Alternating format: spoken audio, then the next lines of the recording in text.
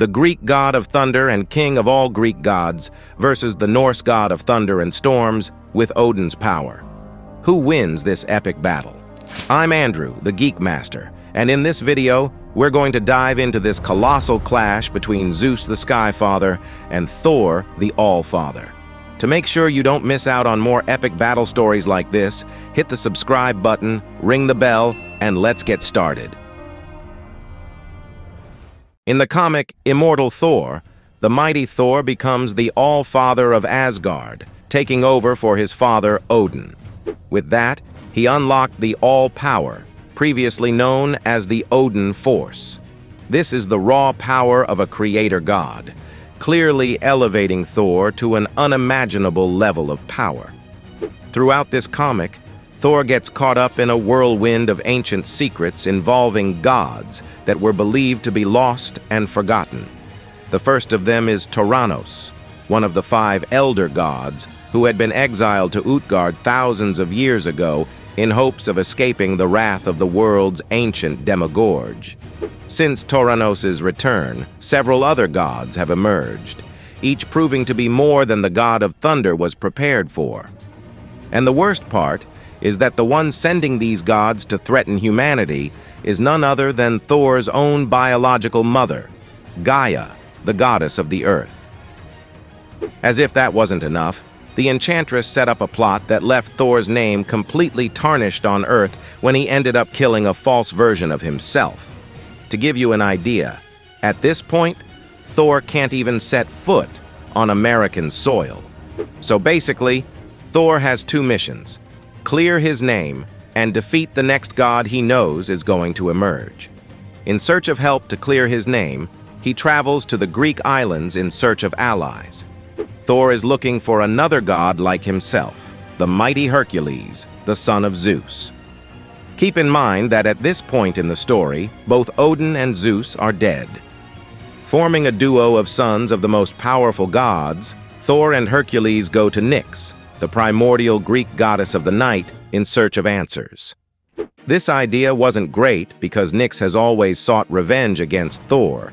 Yet during the fight, Thor and Hercules are dragged into a black, empty space where they are trapped with the vengeful Nyx. However, as they wonder where they are, a light appears in the middle of the darkness. Suddenly, a voice starts speaking to them, saying they are in a land without suns, and we see that it's Zeus.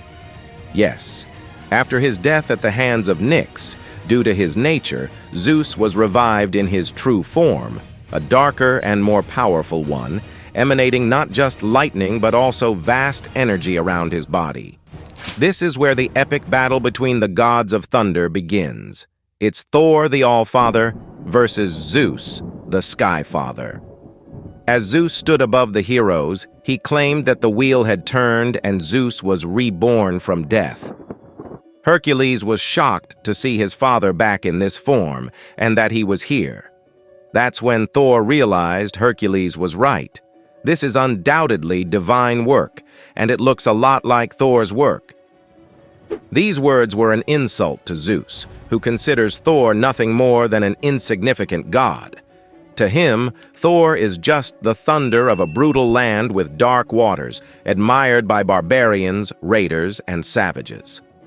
The worshippers of Zeus invented reason, conjured philosophy. Civilization was born from their vast intellects, while Thor's few slaves cowered in huts. He then hurls one of his powerful bolts of lightning, claiming that the only business Thor has with Zeus is that Thor should kiss the ground at his feet. Hercules gets super worried, thinking Thor is going to be obliterated by this strike, but with just one word, Thor is able to force the lightning to change course and miss him. Thor even thanks the lightning for obeying him and warns Zeus that this is exactly the business he has with him, the business of the storm gods. However, at that moment, the battle is briefly interrupted by the arrival of Nyx. This makes Zeus even more furious because he remembers it was Nyx herself who killed him. Thor takes this moment to ask why Zeus returned, why the ancient gods are coming back, but not even Nyx has that answer.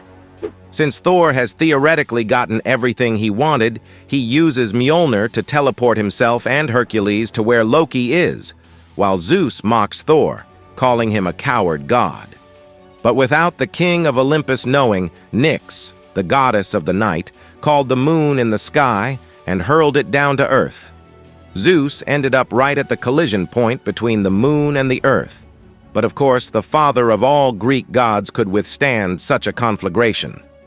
So much so that a bit later, Thor and Hercules are confronted once more by Zeus, who this time is hand in hand with Nyx. It turns out they made a deal. Nyx is a being of great power and great darkness, and Zeus saw in her a being to be feared. He sees himself within her. Together, they intend to create a new race of immortal gods to conquer everything that exists. Hercules even jokes that despite being so changed, Zeus is still the same.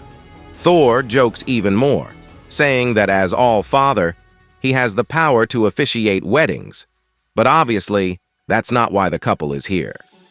Nyx says Zeus will only fulfill her wishes if she kills Loki and steals his rune, so she asks Zeus to prove his worth.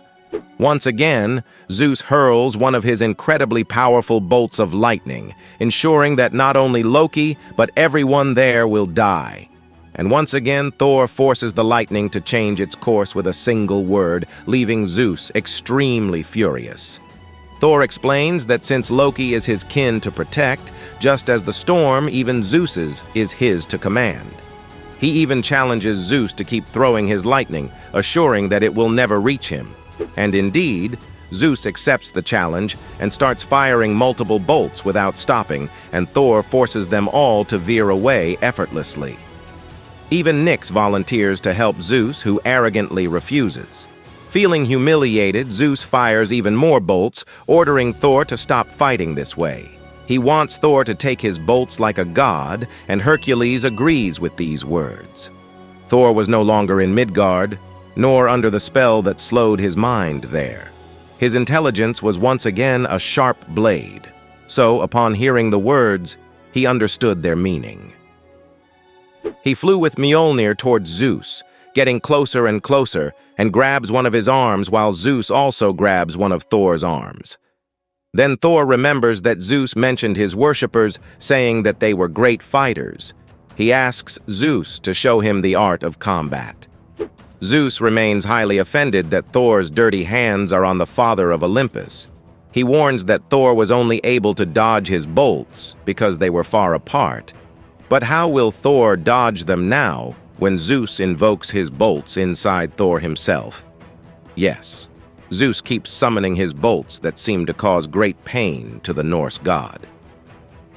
This scene makes Nyx think Zeus's victory is already guaranteed, but Hercules tells her to look closely because Thor is still standing. Zeus himself realizes this and tells Thor that this will not end. He will only stop when one of them is dead. Thor didn't expect anything less. He even asks Zeus to unleash all his power, even if it burns his bones, to which Zeus calls him an insolent worm. Thor is clearly in agony, but he still challenges Zeus, which makes Zeus unleash even more of his power. As he does this, he realizes that with all this power unleashed, Thor should have already turned to ashes. And that's when Thor explains that Zeus made a huge mistake.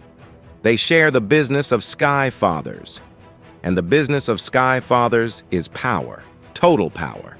So what Zeus did was essentially pour his power into Thor, as if Thor wasn't already a vessel for it.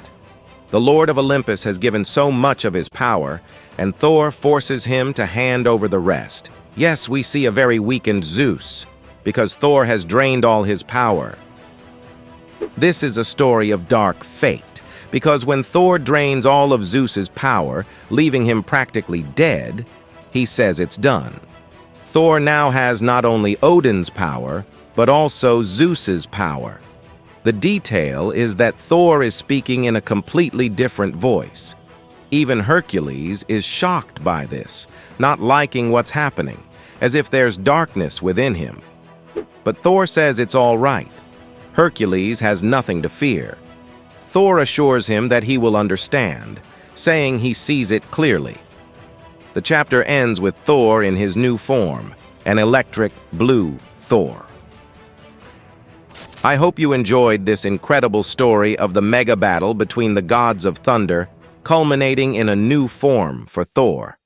If you were as excited about this story as we were, don't forget to leave your like, share it with your friends, and of course subscribe to the channel so you don't miss the next sagas we're preparing for you. Comment below what your favorite moment was and what you'd like to see in the next videos. Thanks for watching until the end, and see you in the next adventure.